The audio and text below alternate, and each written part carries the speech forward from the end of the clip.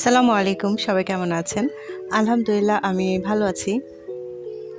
যে যেখান থেকে আমার ভিডিওটি দেখছেন সবাইকে অসংখ্য ধন্যবাদ। দীর্ঘ ১.৫ মাস পর এসে আমার গাছের যে এত সুন্দর অবস্থা দেখব তা আমি কখনো ভাবিনি।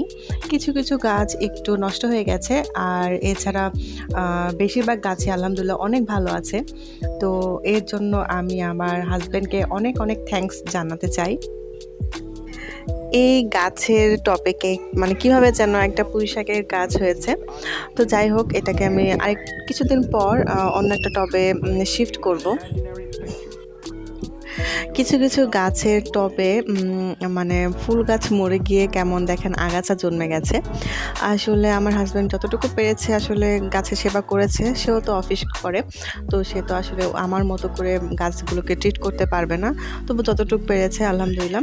গাছগুলো যে বেশিরভাগ গাছগুলোই যে ভালো আছে সেজন্য আমি আসলে খুবই আমার ভালো লাগছে। এখন আমি আরেকটু পরিচর্যা করে এগুলোকে ইনশাল্লাহ আরেকটু সুস্থ করে তুলব। আর এবার আমি একটু চিন্তা করেছি যে কিছু সবজি জাতীয় আর কিছু ফল জাতীয় গাছ লাগাবো। তো এই বারান্দায় যেহেতু ফুল গাছ লাগিয়েছি এখানে একটু রোদ কম আসে আর মানে কম রোদে যে গাছগুলো হয় এগুলো এই বারান্দায় আছে। আর আমার বেডরুমের সাথে যে বারান্দাটা আছে ওইখানে আমি চিন্তা করেছি এরকম ফল এবং সবজির চারা লাগাবো। প্রথম দিকের আপলোডেড ভিডিওগুলো আমার বেডরুমের বারান্দা থেকেই করা ছিল। তো শীতকালে ওইখানে মিষ্টি, মিষ্টি রোদ লাগতো তো গাছগুলো সুন্দর হয়েছিল। বাট গ্রীষ্মকালের রোদে গাছগুলো একদম মরে যায়, মানে একদমই ভালো থাকে না। তো এইগুলোকে আমি এই বারান্দায় শিফট করেছি। আর আমার বেডরুমের সাথে যেহেতু খুব সুন্দর রোদ আসে তো ওইখানে চিন্তা করেছি ফলের গাছগুলো মনে হয় ভালো হবে। যদি বারান্দা বাগান থেকে এরকম সবজি চাষ করে খাওয়া যায় তাহলে কিন্তু মন্দ হয় না।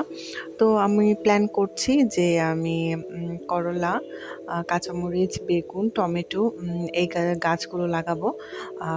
বাসায় যে তরি-তরকারি কিনে নিয়ে আসি ওইখান থেকে বীজ আমি বালতিতে লাগাবো। তো দেখা যাক কেমন হয়।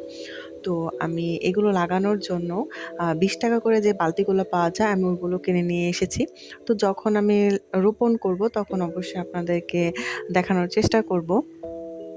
আমি যখন এই ভিডিওটা এডিট করছি তখন কিন্তু অলমোস্ট বৃষ্টি হয়ে গেছে। তো অনেক ঝড় তুফান হয়েছে। আমার গাছের অবস্থা খুবই বাজে হয়ে গিয়েছিল। অনেক গাছের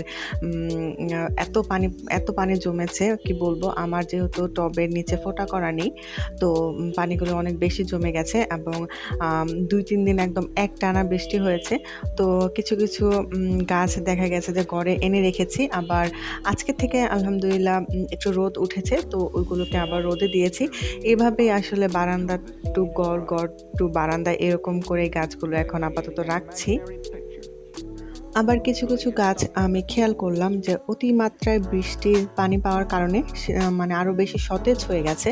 তো বুঝতে পারলাম যে আমি যে পরিমাণ পানিটা দিতাম ওই গাছে তা পর্যাপ্ত ছিল না। তো এটাও আসলে শিখলাম।